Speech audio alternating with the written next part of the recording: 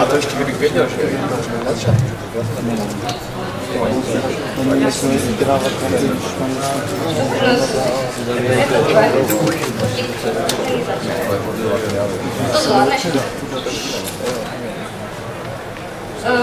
předpokládám, že asi můžeme začít naši přednášku o transkripci. Co očekáváte od této přednášky? Tak v podobě čeho?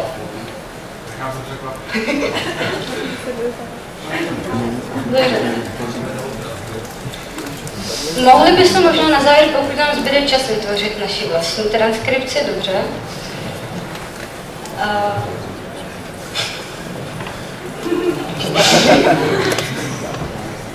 V podstatě náš plán je takový, že si řekneme, co je to transkripce, co je to transliterace, takže nejlepší se to ukazuje na jejich rozdílech. Potom si budeme povídat, co je to nihonšky, co je to kunréšky, jaký je Hepburn, co je to české, jak funguje česká transkripce, jak funguje ten patos, co je na internetu, nebo co tam všechno, s čím se to můžeme setkat. Potom si řekneme, jak Japonci transkripují v podstatě z latinky do katakany a jak to pak třeba vypadá, když přepisujeme zpátky to přepsané v katakaně zpátky do latinky. No a potom máme takovou už zajímavější část a tam je různě pozbíraný z internetu názory, proč v českém prostředí je špatná česká transkripce, proč by neměla být, takže na to se podíváme a rozebereme si některé ty názory a řekneme si, proč jsou dobře nebo proč jsou špatně. Nebo po případě se do toho samozřejmě můžete vždycky zapojit, říct vlastní názor, co vy si o tom myslíte. Takže ten první bod, co tam je popis transkripce. Transkripce se snaží přiblížit ten jazyk, který chceme, nebo to písmo, a vlastně ten jazyk, potažmo tomu jazyku, do kterého ho transkribujeme. Záleží tedy na tom, jak ten jazyk zní, kdy my se snažíme v tom našem jazyce najít co nejbližší možné hlásky a zvuky, které jsme schopni vytvořit a zapsat je tak, aby nám bylo jasné, jak se teda čte ten daný jazyk. To druhé transliterace jde o to, že vezmu písmenko, nějakou literu a převedu ji na nějakou literu. Dám prostě třeba, když vezmu transkripci z azbuky do češtiny nebo do latinky, jde o to, že mám nějaký znak, nějaký grafem, který vypadá jako takové hranaté dvojité V, kdo umí rusky ví, že je to š, a přiřadím mu teda české š, protože to zní podobně. Ono to ve skutečnosti nezní stejně ruské š jako české š, je to ale prostě grafem za grafem, ten se teda používá i v té transkripci, protože je tomu nejblíž i jakože zvukově. Pak je tam třeba šč, ono ve skutečnosti ruské šč vůbec se nečte jako šč, ale nějak tak bylo prostě nějakým úzusem dáno, že to bude šč v češtině. Takže transliterace toho znaku, toho grafemu pro š je šč. Tady jsou ukázány přepisy, je to všechno vlastně český přepis. Obojí je v podstatě český přepis, tady je to v hiraganě a tady je to ve znacích, jak se to píše japonsky. Tohle je vlastně problém transkripce, kdy se snažíme nějak ukázat, jak se to čte. Takže třeba to první tóru se v té hiraganě ukazuje nebo píše přes to, o a ru. Když to píšeme tak, jak se to píše, i v Hepburnu se to vlastně píše jako t, o s takovým tím rovným prodlužením a ru, tak nám vlastně úplně vymizí ten fakt, že tam jsou dvě o, zatímco když vezmeme to malo, které se vyslovuje stejně, je tam taky dlouhé o, ale píše se to přes ma, o, u v japonštině, tak vlastně nevidíme ten rozdíl v tom. Jo? Když to napíšeme takhle, tak nevíme zpět, jak to přepsat. Zatímco tohle je spíš ta transliterace, kdy teda vezmu, opravdu mám to, které je za tohle, pak mám o, které je za tohle a ru, které je teda za ten poslední znak. a vím, když tohle to vidím napsáno, vím, že to mám opět do hiragany přepsat jako to o ru a ne to u ru. V tom je za ten největší rozdíl, stejně tak tady to koši a druhé to kouši. Tam jde o to, že to ko, tady ty dva znaky, jsou vlastně tenhle znak a to ši je to poslední ši. Když to tady v tomhle slovu je ten první znak jenom to ko a tady to druhé je uši.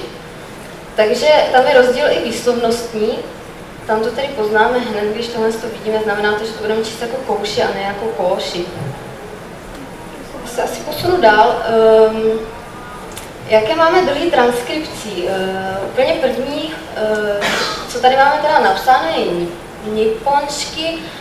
Je to transkripce, já bych to spíš nazývala transliterací, protože vymysleli to Japonci, teda konkrétně Takanadate Akitsu v nějakém roce 1885. V té podobné době vznikl Hepburn, nebo teda Hepburn byl poprvé jakože oficiálně zapsán ve třetím vydání toho japonsko-anglického a anglicko-japonského slovníku, který nechal vydat Hepburn. Tam byla nějaká, oni se prostě nějak domluvali, to nebylo přímo, že by to Hepburn úplně celé vymyslel, podělili se na tom i ostatní cizinci, i Japonci tuším.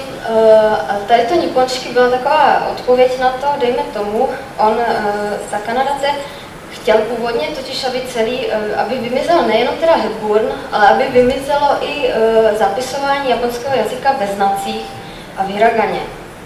Vlastně chtěl zrušit celé japonské písmo a chtěl se tím otevřít a co nejvíc přiblížit západu. To byl vlastně úplně původní úmysl tady téhle transkripce, potažmo transliterace, protože já si přepnu semka, tady to nebude vidět, myslím, že? Tady to není. Nebo je to tam? Je to tam. Tady tohle je vlastně nihonšky. A ono v určité řadě je řada japonská tachi tsute to, která má alternativu teda znělou da, ji, zu, de, do. A pak je řada, tak je ta druhá řada, přes díky, sashi se so a ta má znělou za, ji, zu, ze, zo. Takže to ji a to zu zní úplně stejně. Ono to možná dřív třeba znělo jinak, nicméně teď to zní stejně. A oni právě až v roce 1937 nechali už teda japonská vláda vzniknout tady tomuhle kunreišky. To kunrei znamená v podstatě směrodatný systém. Oni to chtěli ustálit, chtěli dát něco, čím teda budou psát všichni Japonci. U toho nipponšky, to jsem teďka nepřímo zmínila, jde o to, že to je japonský způsob přepisu. Japonec tomu rozumí. On když uvidí totiž tu řadu zapsanou takhle, tak přes tady tohle, tak on tím, že absolutně neumí vyslovit něco jako du, tak to tak nevysloví a vysloví automaticky dzu. Já osobně teda jako japanista nebo jako člověk, který se pohybuje v textech, musí psát hlavně na počítači taky japonsky, tak ono se tomu nevyhnete, tomu nihonshiky, protože když chcete psát, je to prostě vákuro svým způsobem a když chcete napsat dzu, když prostě máte třeba sloveso tsuzuku, které teda tam má to dvakrát, nebo má tam tsu a pak má tam další to dzu přes to tsu. Znamená to pokračovat a můžete se s tím třeba setkat na konci dílu v anime, většinou, protože se na to dívají malé děti, tak to je napsáno v hiraganě. A když to chcete napsat a napíšete třeba dzu v domnění, že vám to pomůže, tak vám z toho vyleze d latinkou a zu hiraganou. Takže vy opravdu musíte napsat du, aby vám tam vylezlo to dzu. A zu, aby teda vylezlo to druhý. Stejně tak s tím ji. To tak funguje. Normálně to přes to či to prostě nedostanete z toho počítače žádným jiným způsobem než přes to nihonshiky. Nicméně kunrejšky je uznávané teda japonským ministerstvem pro výchovu a to prostě strašně všeho, to je strašně dlouhý název, zkráceně to Monbusho. Takže je to obojí teda, jak nipponšky, tak kunrejšky má svůj ISO standard zapsaný. Má to nějaké to číslo mezinárodní, obě dvě jsou uznávané. Podle mě to kunrejšky ztrácí úplně význam, je to teda jakýsi takový, to je teďka teda můj názor, paskvil mezi transkripcí a transliterací, protože tam pořád zůstává tady tohle to sio, co je vlastně šašošu a tady toto. To tam zůstává, nicméně já vlastně můžu šít zpátky, že? Teda dál. Nicméně vymizelo vlastně tady ten rozdíl mezi tím G a G a tím Zu a Zu. Tím pádem už to ani pro japanistu nemá moc využití. Nicméně Japonci tím píšou. Stalo se mi to asi u 2 Japonců, že mi tímhle s tím, když mi psali na můj mobil, který neumí teda znaky, tak mě psali přes ten kunrejšky. No a Hepburn, ten se to snažil, on byl teda doktor, on to nazval jako transliteraci. Ona to není transliterace už z toho principu, že se teda snaží přiblížit to té angličtině a on hned tam, a samozřejmě, já nevím, jestli jste viděli, jak ten slovník vypadá, já ho mám v elektronické podobě. On tam má hned na začátku nějaké teda vysvětlení toho, jak funguje japonská gramatika a mimo jiné tam má takový asi stránku nebo 2 toho, jak se teda ten jeho přepis vyslovuje. Angličan normálně, zaprvé už vůbec ne v té době, možná dnešní průměrný otaku by to zvládl asi jako z plechu přečíst. Ale tehdejší lidi prostě potřebovali vědět, jak to číst, takže tam je třeba hned jako první vysvětleno už jenom písmenko A, že teda A has the sound of A in father and arm, for example. Že jo, například, takže tam ukazuje to, jak se vyslovuje. To, co mě třeba zarazilo, když jsem si projížděla tu stranu, je, že tam je napsaný, že R in rare rolu has the sound of the English R. Takže on tam říká, že to japonské R zní jako anglické R. No, můžete posoudit sami. Já si to vlastně nebudu už nějak vyjadřovat. On teda nebyl lingvista, že byl to doktor.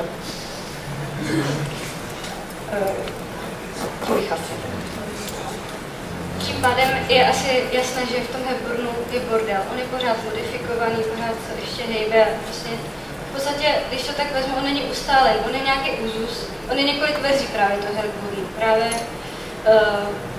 Můžete kam posunout? Ne, tady. Vlastně ten první, to byl třeba ty prodloužení, to bylo s tou čárkou, v dalších už třeba ta čárka nepsala, nebo se psalo právě 2O, pokud ty byly 2O nebo OU. Záleží přesně, to bylo prodlužováno. Každopádně ještě bych se ráda u toho Hepburnu zmínila o takzvaném pasovém Hepburnu, což je transkripce, která je uznávána japonským ministerstvem zahraničí a ta vlastně povoluje úplně všechny možné zapsání příjmení a jmén, takže potom asi nastává ten největší zmatek. Můžete se setkat ono zapsané jako ono, jako ohno, nebo ono prostě, ono, nebo prostě v různých vlastně variantách. A je to jedno, všechno je to v pořádku, protože Japonci to umí přečíst, že oni mají na to ty znaky. Jak se to přepíše do latinky, jim je jedno v podstatě, že jo. Není to zas tak důležité. A u těch pasů je to už tuplem jedno. Tam prostě to má ten dokument, který potřebujete odeslat vývozem. Takže v podstatě pasový Hepburn vnáší, řekla bych, do té transkripce asi největší bordel, protože z toho se pak přijmejí všechny ty jména a podle toho se vlastně... Já jenom dokonce mám pocit, nebo všichni mý japonští kamarádi, kteří mají na Facebooku napsané jméno v transkripci, samozřejmě v Hepburnu, tak mají tady tohle, oni to úplně ale vůbec neřeší. Jestli to je dlouhé nebo ne, já mám třeba kamaráda, který se jmenuje Goto a když tam má napsané Goto, tak ono to úplně legitimně může být jakékoliv jméno, že v japonské, může to zapisovat jakýkoliv znakama. Já jsem se ho ptala, jestli se jmenuje Goto, anebo goto, anebo jestli opravdu goto. A on mi řekl, že teda goto, což jsem jediná jako neřekla. Mě úplně odrovnal, protože to mě vůbec nenapadlo takové jméno. Takže prostě jim je to jedno, že jo? Ne, to potřebuji připsat do latinky, ve znacích je jasné, jak se to čte, takže jak je to v latince, oni to neřeší. Takže tady v tom jsou pak problémy. Obzvlášť, když to pak třeba špatně přepíšete, právě to ono, že to s dlouhým o, napíšete jako ono, tak už najednou jsou to jiné znaky. Třeba z velkého pole najednou máte malé pole, nebo u toho sato, že je to sato, prostě. To jsem já? Já se nehybu. Vlasy. Ale když to máte krátce jenom sato, tak je to vlastně vesnice třeba. Takže už v tom jsou třeba, můžete vidět nějaké rozdíly. Nebo když to nemáte prodloužené, jak říkala kolegyně, Ty vlasy tu sadu. tak prostě to dělá to velké vlastně problémy a pak v té transkripci vlastně i Angličan nebo ty anglické transkripce, které používají, tak vlastně používají ty, co jsou takhle basové, takže si myslí v podstatě, že to, co napíšou, takže je správně a vzniká v tom potom nepořádek. Že některá slova, nebo některá jména jsou napsaná a už se tak píšou pořád. Třeba právě, nevím, ze skupiny Arashi. Tokio, Osaka. Tokio, Osaka.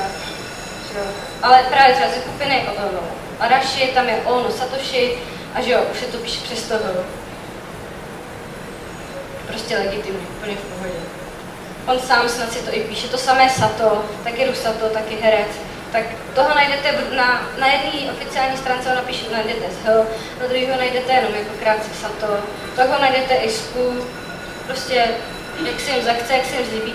Sami Japonci v tom je vlastně bordel, že jo. Oni si to píšou, jak se jim to líbí, pak to nějak to vyšlo do světa, tak ty si zase říkají, jo, tak oni to píšou takhle, tak takhle to je určitě oficiální, tak takhle to musíme psát i my. Což vlastně neodpovídá potom třeba tomu jazyku, do kterého je vlastně to jméno přijímáno. Takže se to čte špatně a můžou tam vzniknout nějaké problémy s tím. Což v podstatě u té české transkripce nehrozí. Pokud teda samozřejmě umíte transkriptovat správně, dodržujete všechny ty prodluženiny. Pokud teda to neodflaknete jako Japonci. Tak vlastně u té české transkripce tohleto odpadá. Tam, že jo, je to přizpůsobený nám, my přesně víme, jak se to čte, takže by neměl být problém.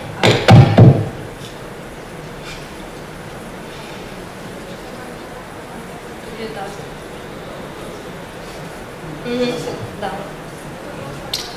Ještě jsem se chtěla zastavit, můžu to dát.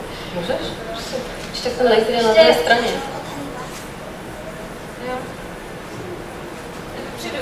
Já to nevidím. Prostě tady u těchto slabik, které vidíte za mnou, tady v rohu, tak to je HHO, ale v některých případech ono to má i gramatickou funkci a vlastně můžeme tuto slabiku číst i jako VA, tu slabiku vedle číst jako E a ta slabika vedle už se čte jako O, ale pořád... Tohle se používá jenom gramaticky. Přesně, tak je to gramatická partikula.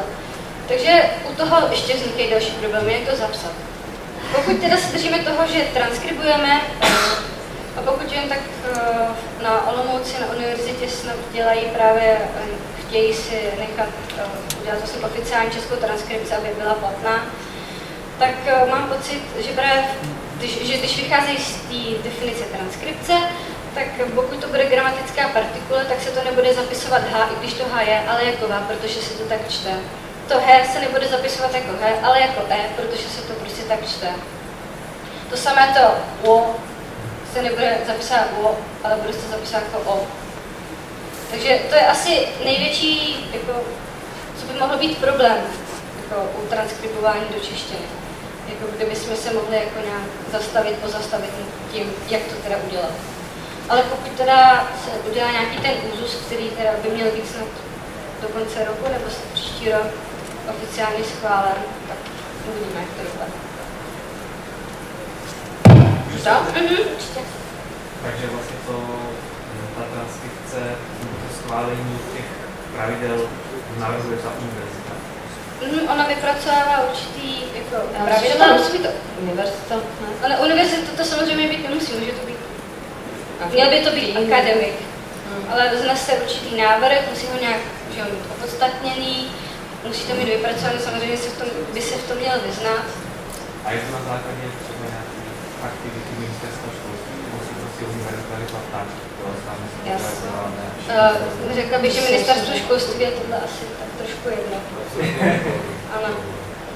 To prostě japonskou transkripci vůbec neřeší, to prostě tam si to dějete jak chcete. Dokud se nikdo nepostará o to, aby se něco udělal nějaký úzus, tak nám je to jedno, dějte si to jak chcete. Takže tak.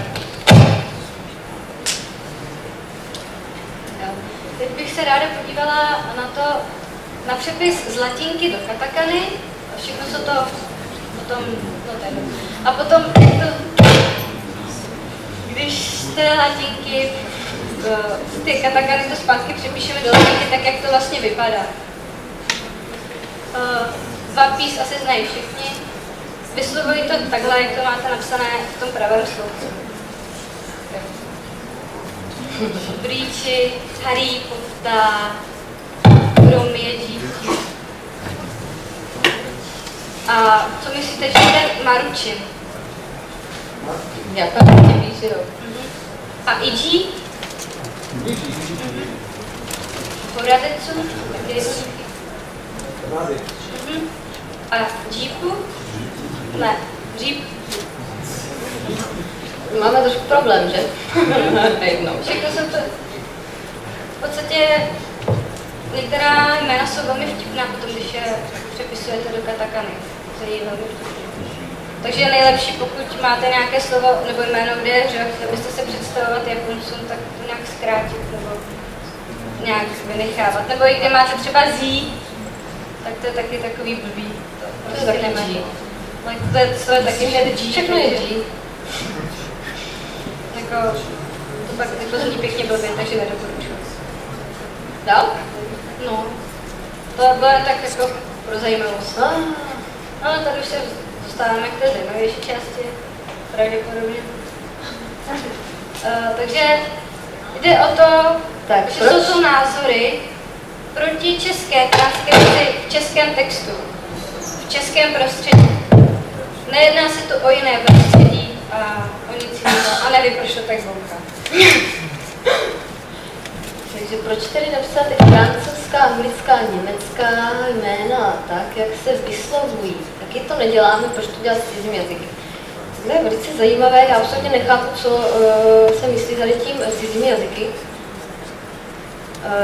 Já nepovažuji francouzštinu, angličtinu a němčinu za náš jazyk, takže nevím, co se tady kontrastuje, já tomu úplně nerozumím.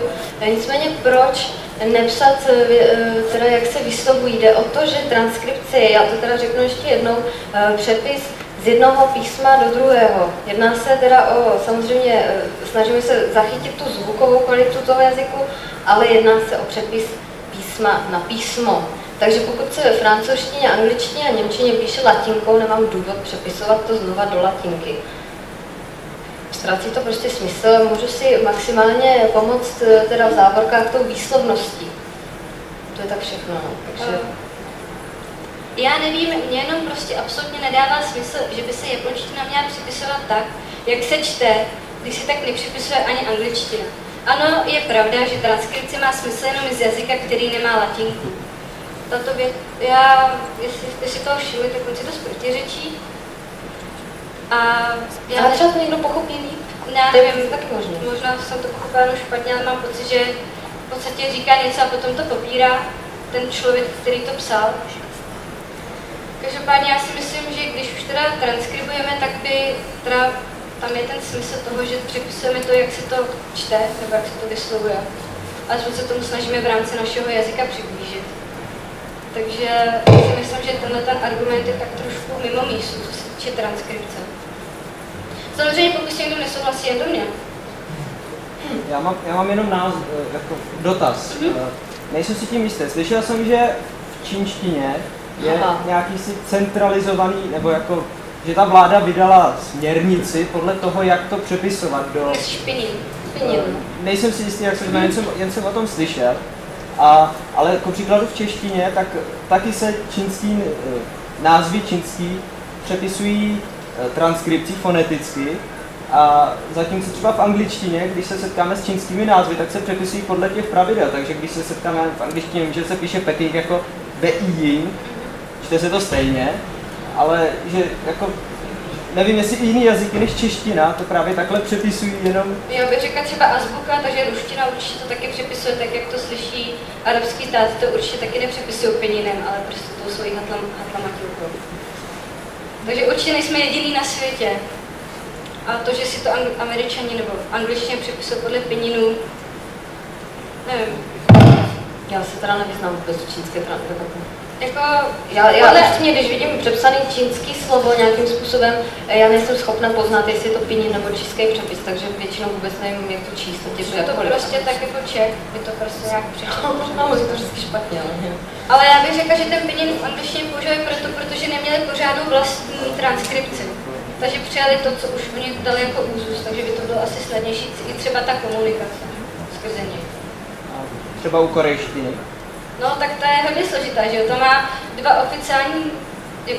oficiální transkripce, jako anglický, pak je i česká, kterou téměř nikdo nezná, nepoužívá, přitom jako, co se týče nás Čechů, to my aspoň přečteme. Když to upřímně, já nepřečtu ani jednu tu anglickou, já to čtu tak nějak, jak si myslím, že se to čte, podle anglických pravidel třeba, nebo do toho zadávám i to českou výslovnost, ale nikdy to nepřečtu tak, jak to má být.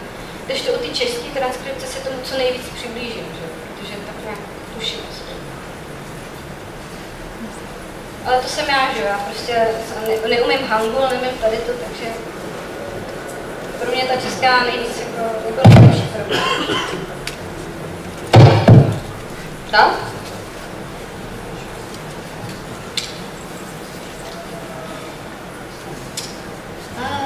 To je moje oblíbená. Tak do toho. Mnoho lidí taky říká, že ta anglická je nepřesná. To jsme si ukázali, že je. Teda, potom je třeba ji upřesnit a nevytvářet 100 různých transkripcí pro každý jazyk. Bych si chtěla pozastavit nad tím, tady tím přesně. Nevytvářet 100 různých transkripcí pro každý jazyk. Já se s tím stotožňuji. Já myslím, že všichni se s tím stotožňujeme. Proč mít 100 různých jazyků? Můžeme se všichni dorozumět anglicky, že jo? No jde o to, že když se podíváme třeba na angličtinu a uvědomíme si, že máme nějakou americkou angličtinu, nějakou černošskou angličtinu, nějakou australskou, skotskou, britskou, kanadskou, pak tam jsou ještě ty úžasné asijské angličtiny, jako třeba singapurská, které mi vyprávěl kamarád. Ono to dost dobře nejde nevytvářet transkripci pro každý jazyk. Zvlášť. Prostě to tak musí být, protože každý ten jazyk je z nějakého fonetického prostředí nějakým způsobem. Ty lidi se od malička učí vyslovovat určitý hlásky, nejsou schopni vyslovit. Takže je prostě podle mě, aspoň teda je potřeba mít transkripci pro každý jazyk. To, že někteří jsou líní si to teda přepsat, já upřímně nevím, němčina má taky svou vlastní transkripci, japonštiny. Čínština má taky transkripci, že jo, japonštiny. Francouzština tuším, že taky, to nevím, francouzsky nevím, a španělština má určitě vlastní transkripci. Takže ano, nicméně nás nezajímá to, že anglická je nepřesná, protože s tím, ať se vypořádají Angličani, máme přesnou, že jo, českou, správně taky pro japonskou výslovnost, to je prý blbost, protože dotyčný to evidentně neumí přečíst.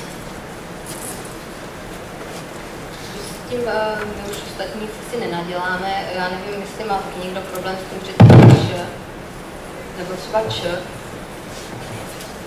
Nebo č. Nevím, jak pomoct, no. To fakt nevím, jak vyřešit. Možná jenom praxe, že byste víc četli, když vám to dělá problémy, jako přečíst ty písmena. Tak doporučuji nějaké knihy, ono se to pak zlepší. Nebo logopedie samozřejmě. Ale tak jsou to český písmena, nebo já bych se to mohla zvládat. A vidíte, teď mě napadl další problém. Oni totiž, chytří Češi, si transkripci většinou odvodí od té anglické. No to je blbý, že jo? Protože pokud chcete transkribovat, tak netranskribujeme ve vztahu japonština, angličtina, čeština, ale transkribujeme, že jo, právě z japonštiny přímo do češtiny. Takže tam by ty chyby takové, které vytváří ta anglická transkripce, neměly vznikat v tom stavu přímém japonština, čeština. Takže tady to je, jako pokud chcete přepisovat do české transkripce z anglické, budiš, jde to samozřejmě, ale musíte vědět, jakou transkripci nebo jak zachází ten dotyčný, který to psal, nebo dejme tomu překládal do té anglické transkripce. Jak funguje to on, jak on funguje a jak používá tu transkripci. Po případě, pokud k tomu máte audio, tak to i slyšíte, kde je to dlouhý, nebo kde je to krátký, takže i podle toho se dá třeba řídit, pokud už teda nevycházíte přímo ze znaku. Takže tenhle ten, jako, nevím, argument prostě si myslím, že nemá moc smysl, jak se týče české transkripce.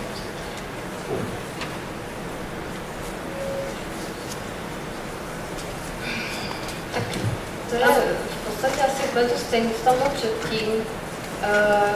Vlastně není. Tady se pozastavuje nad tím, že teda nenajde nic na internetu, když ho teda zaujme něco v české transkripci a on si to přepíše do toho internetu v české transkripci, ještě není v takové míře. To se dá velice jednoduše vyřešit používání české transkripce. Dotyčný X mi pak psal tady k tomu, že v podstatě nebude používat českou transkripci, dokud nebude jí hodně na netu. Jak toho docílit, že? Takže to bylo takový docela kontraproduktivní. Takže mi v podstatě napsal, nebudu ji používat a basta. Dalo by se to tak přeložit. A měl by rovnou psát anglicky? Tak samozřejmě, ale pořád se bavíme o českém prostředí, že jo? Pokud jsme v anglickém prostředí, tak je to anglická transkripce raz, dva, že jo? Tam nemůžete používat to česko, že tomu zase nebudou rozumět ti, pro které je ten text primárně určen, což jsou angličtí mluvčí, nebo případně angličtí, ty, co to čtou v angličtině.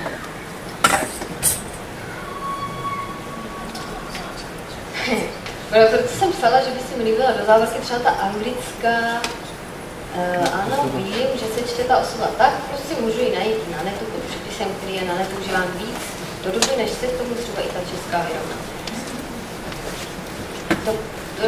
Já bych to asi zhrnula a řeknu, proč to dělat, to je jednoduše, když to jde složitě. V podstatě máte jednu transkripci a vedle toho závorce byste měli další. To by slečna chtěla. Nevím, jestli by to bylo přehledné třeba v nějakých článcích nebo v knihách případně, nebo v manze. Když jsou nějaké stránky o anime, tak tam anime je znací. Ve všech transkripcích, které nějak častěji používalo, a třeba anglický překlad toho názvu. A oficiální překlad, který často s tím doslovným překladem nějak nesouvisí. To ano, to jsou většinou anglické stránky. A pokud samozřejmě, a pokud jsme u nás v Čechách, tak všechny naše databáze vycházejí z anglických databází, takže všechno kopírují. Takže tam se taky něco vyřeší. Já nevím, tak ono jako asi na internetu by to šlo, ale třeba kdyby se to používalo třeba nějaké jméno a používalo by se to v těch titulkách, no, tak asi podle mě v tom dál celkem blbě jako orientovalo. Když bys měla napsaný, já nevím, nějaký rozhovor a někoho by tam třeba oslovili show, a teď by tam bylo napsaný český show a ještě v závorce anglicky ho a ještě třeba rovnou tam napíšeme japonský sio.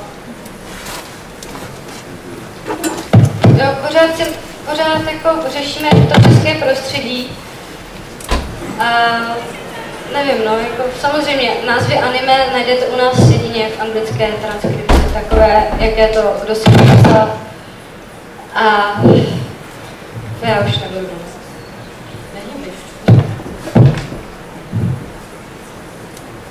Já to už tady jeden vlast. Jeden vás dělá takový randál. Aha. A za trest pak vytrhnu. Já se omlouvám za zdržení, ale vlasy prostě jako pro holky jsou strašně důležitý. Stříhat prostě. Už jdu vpát. Naše oblíbené. Já osobně nemám naprosto žádný problém s tou anglickou. Nestalo se mi, že bych anglicky přepsané slovo přečetl někdy špatně.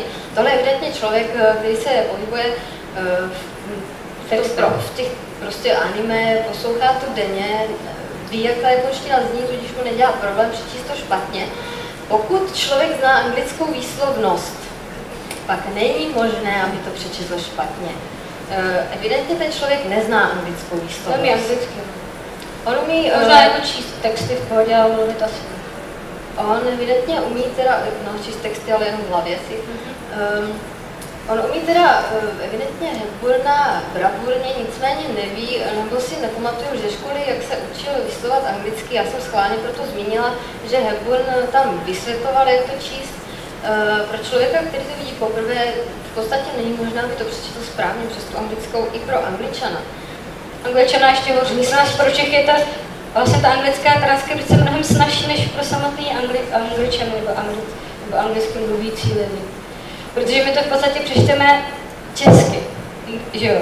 Máte tam to šky, to shl, tak prostě jsou to šky, nebo máte usagi, prostě si nelámete hlavu, je to usagi, na to, že anglicky mluvící člověk to usagi v životě nepřečte, pokud neví, že je to, pokud nemá už nějaká pravidla nastavená, pokud neví, že je to název. Třeba u toho G tam Hepburn vysvětloval, že to G se čte jako ve slovech go. A ne, třeba ale u toho usagi ginger, že jo, tam máte ginger a prostě není to ginger. Prostě jako usagi, že jo, to nepřečte. Usagi, usage, prostě nikdy to usagi nebude, že jo. Tak jako, pokud bychom se měli řídit anglickou, tak bychom teda měli znát teda tu angličtinu, v tom případě anglickou výslovnost, v tom případě nikdy nebudeme se přibližovat té japonské výslovnosti, protože anglická výslovnost a japonská výslovnost jsou dvě naprosto odlišné věci a jsou úplně jiné. Fakt, že angličtina je hodně specifický jazyk, má hodně specifických jevů a hlásek, mnohem víc než čeština nebo japonština. A já nevím, možná někteří z vás, nebo třeba všichni slyšeli Američana nebo Angličana mluvit japonsky. Ono v podstatě u některých ani nezáleží, jak dlouho tam žijou, stejně to zní hrozně. Konnichiwa. Pohoda, to ještě dobrý. A oni Japonci teda si hodně rádi z toho dělají srandu, jako z toho anglického přízvuku v japonštině. V podstatě, pokud chcete, nebo pokud teda dotyčný chce takhle mluvit, tak... Když se ještě vrátím k tomu, že si to Japonci dělají legraci v podstatě v japonských anime nebo i v filmech hraných, nebo takhle, v hraných filmech tam cizince většinou hrajou samotní Japonci a stačí, aby nahodili tenhle ten přízvuk, takový konnichiwa, prostě to protahujou, mají takový trošku jinou výslovnost a hned tě znějí Američan. Bohatě stačí tady ta výslovnost. Je jedno, že vypadá jako Japonec, že má perfektní japonštinu gramatiku, všechno. Ale prostě stačí nahodit jenom tady ten, vlastně tuhle výslovnost a už je znějí v tom filmu. Nebo seriál téma.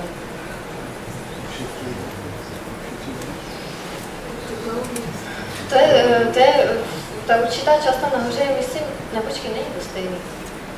To je ale zase to stejný, jo? Pořád dokola, z těch umírá. transkripcí to prostě nechtějí ty lidi, odmítají, že by mohli něco jiného než Hepburn. A to už jsme, myslím, řešili. Zápis do azbuky je úplně normální.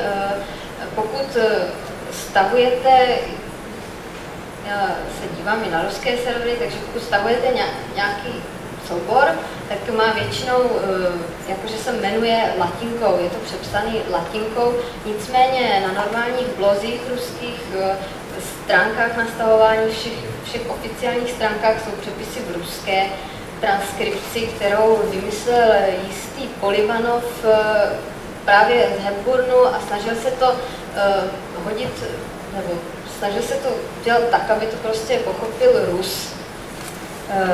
Tam byl největší problém třeba s tím š, které jsem zmiňovala předtím, ono je jiné než naše, ono je hodně vzadu, je hodně výrazné a absolutně vůbec se nepodobá japonskému š. protože japonské š je mnohem měkčí, ruské š je š a je prostě opravdu jiné, takže oni třeba to š nebo ši přepisují přes i, které se zase mnohem víc než dokonce to české ši podobá tomu japonskému, takže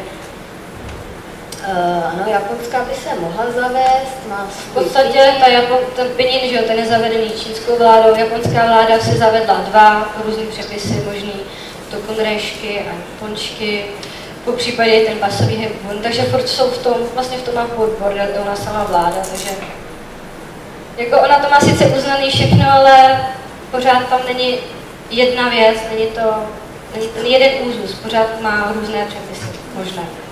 Takže jako, to taky jako nedá se na to odvolávat, na japonskou vládu. Samozřejmě pokud chcete, pište si to tak, ale mám pocit, že ten japonský přepis je ještě mnohem složitější třeba pro Čecha, než ten anglický, když už. No už to asi nebude, ale tam něco. Asi není nutné už to nějak vytvat. Někdo má něco k tomu, co ještě bych chtěl? Samozřejmě pokud máte nějaké názory, proč českou transkripci ne, nebo proč ano, klidně, a není to tady změněné, klidně do nás, hlašte se, dejte se na cokoliv. Tak já bych třeba tady k tomu. No. Jestli jsem to rád pochopil, tak ten autor prostě si říká, proč jako vymýšlet něco, když angličtina a angličtina.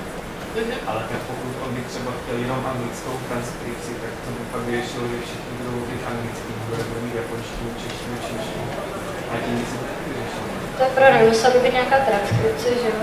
Takže mi třeba přijde tohle takový hodně globální. A nevím, jestli je to úplně jednoduchý zavést, anebo jestli to vůbec správně. No, on hlavně říkal, ještě potom dál, to už jsme tady neukazovali, že angličtina jednou, jako, že už je teď globálně, že pak bude ještě víc a že to je vlastně super a že vlastně nakonec budou všichni mluvit anglicky. Vážně to tam psal, no a na Češ mu někdo odpověděl, že by se radši měl učit čínštinu. Takže bylo naznačeno, že už je za opicema v podstatě.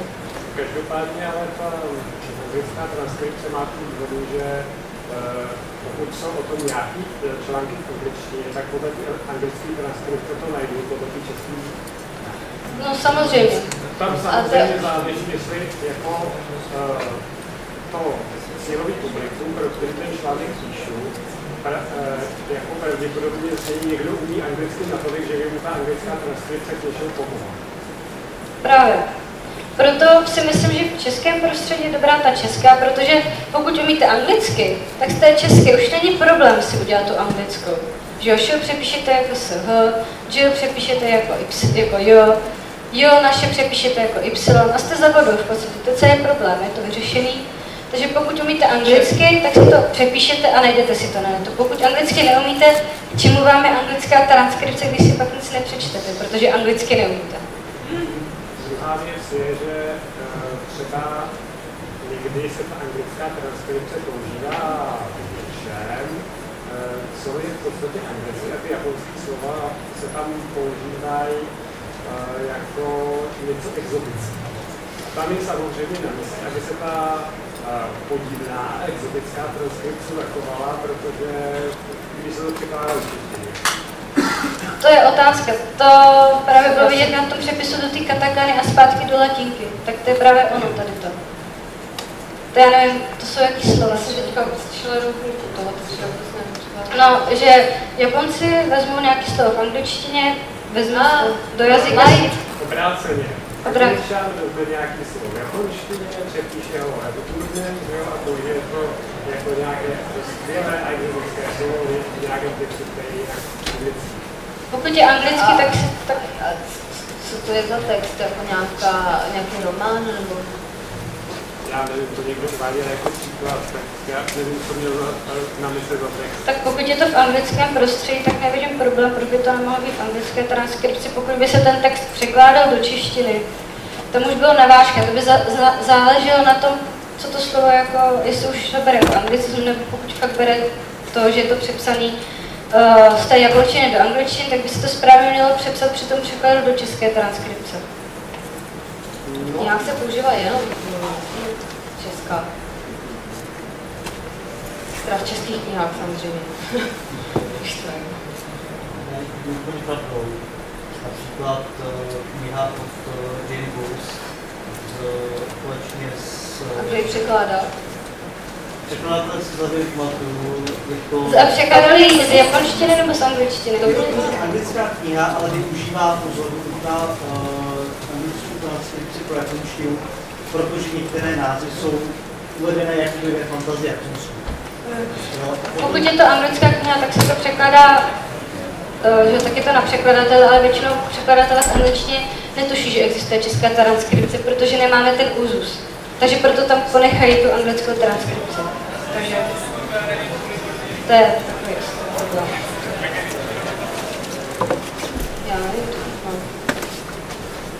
Já se setkávám s případy, mám knihu od antropologa přeložená do češtiny, ty tam jedu, tam je česká transkripce, najednou mezi tím anglická, taky se stává.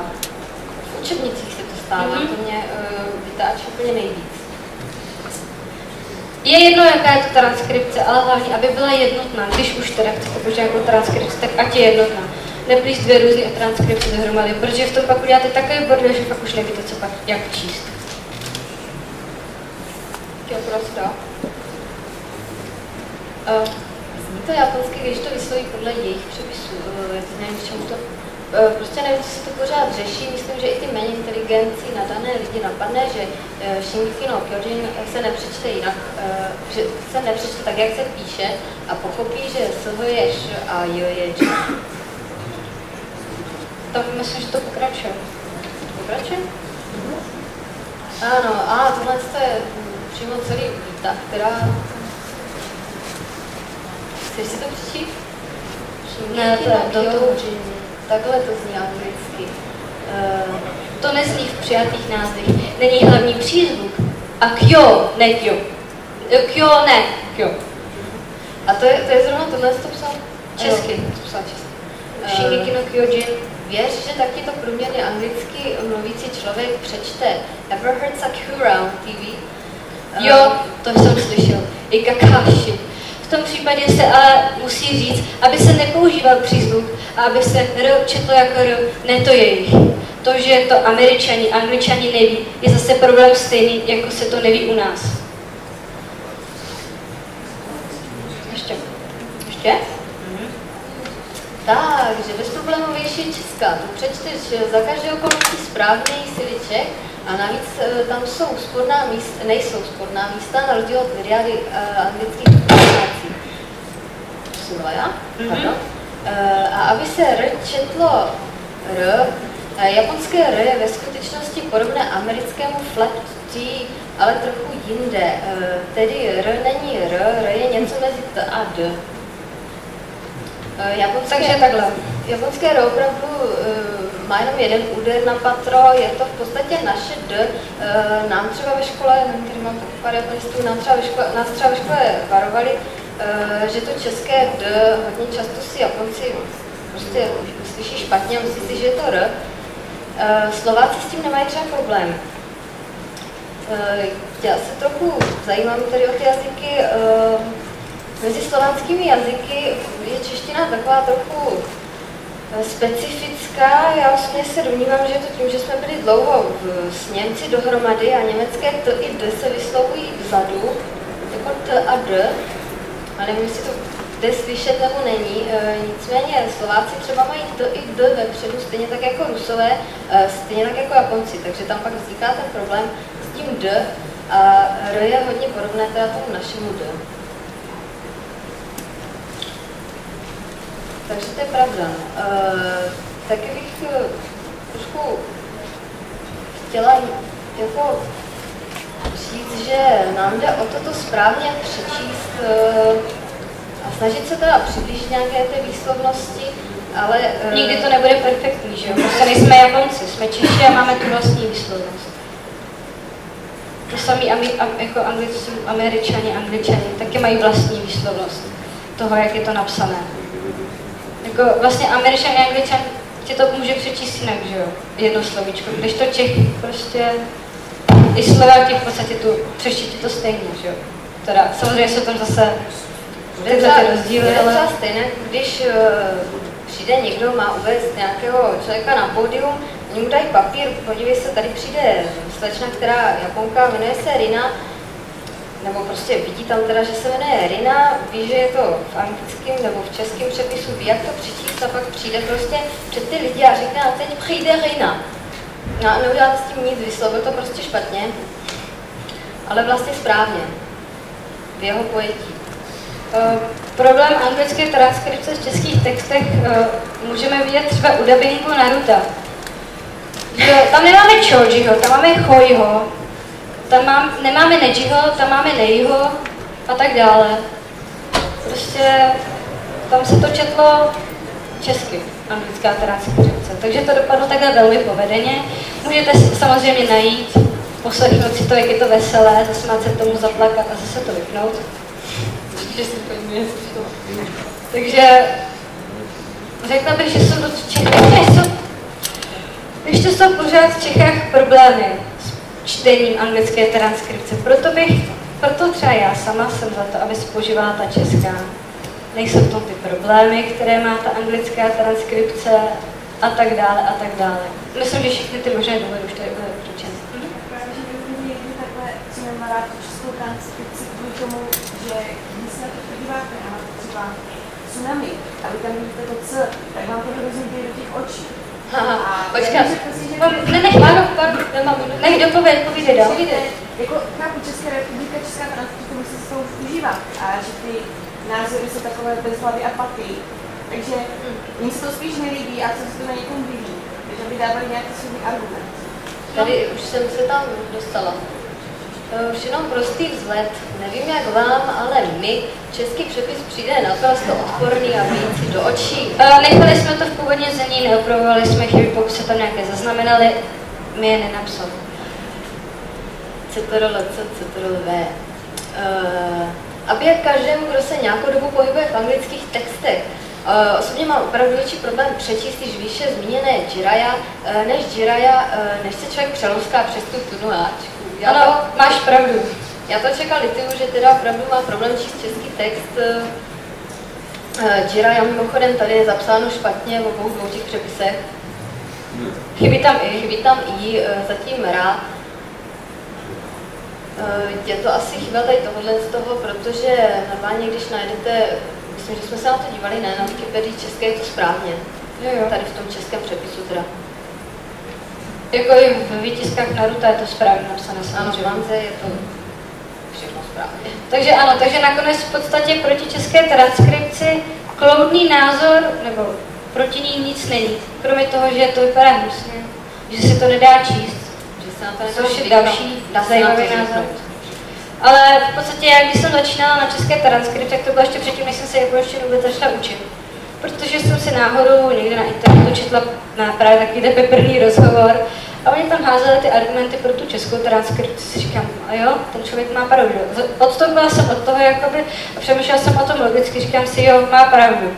Takže vlastně díky tomu já jsem začala používat českou transkripci při překladech případně a sama jsem ji začala preferovat v českém prostředí. Pořád české prostředí, samozřejmě v anglickém prostředí, tak je to jednodušší. Nebo jednodušší. Jinak. Ale je to všechno o zvyku, tak jako, taky mě to hrozně bylo do očí ze začátku. Hodně je úplně legitimní český slovo. Je to prostě z japonštiny, ale je to stejně tak jako samuraj, stejně tak jako geisha. Jsou to česká slova, jsou normálně k nalezení v akademickém slovníku českého jazyka. Má to internetovou stránku, která mimochodem se může i podívat, jak se píše česky. Takže je to opravdu o zvyku. Takže já teď čekám, je tady někdo, kdo je absolutně proti české transkripci a řekne mi proč. Mě by to vážně zajímalo, jako nějaký logický důvod, proč být proti české transkripci. Už je asi pozdě, tak je hlavně o tom přemýšlet, že jo. Hlavně nejsi na internetu, tady si to špatně. Jo, pravda. No nebo takhle, jaký je váš názor na transkripci? To je jedno, můžete se nevšímat tyhle přednášky a říct jako váš názor za minutu. Mám jsem všechno asi 4 různé zdroje, to je nějaký podklad pro nějakou věc a každý používá jednotlivé transkripce, tak pak vlastně nevím, co znamená co, když jsem jedno slovo je pokaždé napsané jinak. A je to stejné slovo, je to něco jiného, nebo je v tom fakt víc model než... No tak ono třeba na japonistice, když se zabýváme nějakými texty, zabýváme se jak japonskými, že zabýváme se i anglickými, protože je plno anglických a amerických japanologů, kteří používají samozřejmě Hebburna. Já se přiznám, že taky občas ujedu a podaří se mně právě to neslavné smíchání transkripcí dvou v jednom slově. Obzvlášť já je takový asi největší problém, kdy automaticky dávám Y, což nedává smysl, protože to se vůbec jako nevyskytuje v české transkripci. Hlavně, že když čerpáte z anglických zdrojů a najednou to máte psát do té české transkripce, tak přes ty prsty to jde hůř, ale dá se to. A právě jak není sjednocená ta anglická, tak je ten problém, no, jestli je to to samé nebo ne. Nejlepší, když jsou zatím ještě znaky, pokud je to odbornější nějaká literatura, tak aspoň přes ty znaky se to dá poznat, pokud ne, člověk musí googlit. No, já jsem se naučil používat transkripci, kterou mi dá translátor. To, co prostě, když píšu do translátoru text, to, co mu přepíše, tak to pak používám, když si to píšu někde pro sebe, jako poznámky, tak prostě tu používám. Nevím, co je to značí. Myslím, že to je zrovna Vápuro, teda to transliterace. Je tam to tu a tak? Já vůbec nevím. No, on to tam jakože nepíše prodlouženě a všechny ty písmena se tam vypisují. Ne, jo.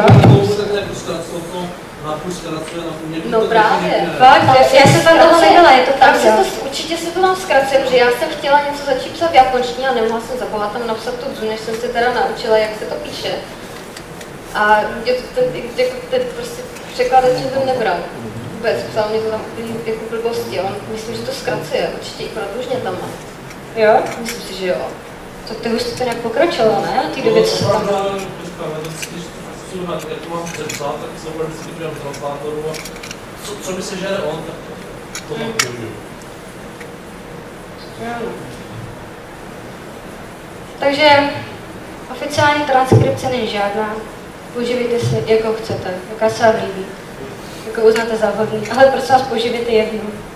No i pak prostě bohatým se používá to, co na internetu mělo být, kde si fakt může člověk do jednoho textu na stránku napsat opravdu řekl, v tomhle jazyku použít tenhle text, tenhle text, a kdyby se to používalo správně, tak sice ta stránka jako by ten kód je delší, ale pokud člověk každý má zobrazenou tu transkripci, to je pro jazyk.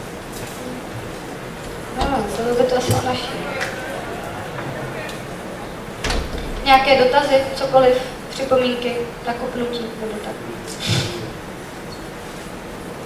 Já jsem se chtěl zeptat, vy studujete tu transkripci nebo ji využijete? Ani jedno. Prostě tak. Studujeme japonštinu a tohle to se učí v rámci japonštiny, protože hned v prvním ročníku nás učili, jak přepisovat. Tam nám teda vtoukali do hlavy, že teda můžeme používat i Hebburna, myslím, že i japonskou. Japonsko nám vůbec ani neříkali. Neříkali nám. To jsme museli přijít až sami, když jsme museli začít psát do počítače znaky. Takže nám jako Hebburna a českou ukazovali, říkali nám, že by byli radši, kdybychom používali českou, když už píšeme český odborný text v České republice.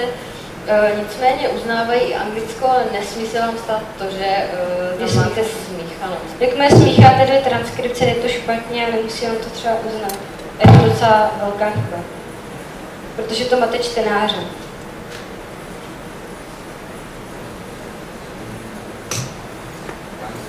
Ještě jsme říkali to G versus G. Jo, no. G versus G je stejná situace jako G versus G. Vlastně to G, že jo, to, když to tam vrátíš zpátky na ten slide, úplně vepředu, tak v podstatě ten rozdíl toho GG zachovává jenom ta nipončky. Že to G, to, co původně bylo ši, přepíše jako zi, a to, co bylo původně či, pak je to teda to G, tak přepíše jako di. To je řada D, řada Z. Ale jinak v jiných transkripcích se rozdíl nezanechává. Prostě se to přepíše jako G. Jenom právě když to musíte psát do toho počítače, tak ten rozdíl tam musí být, protože prostě jsou to jiný znaky, ale vyslovují se stejně. Třeba když máte hanaji, krev z nosu, tak tam musíte použít právě to druhý, ne, takhle, to první G přes tu řadu toši tak to je nejpoužívanější. A to druhý se právě... Co?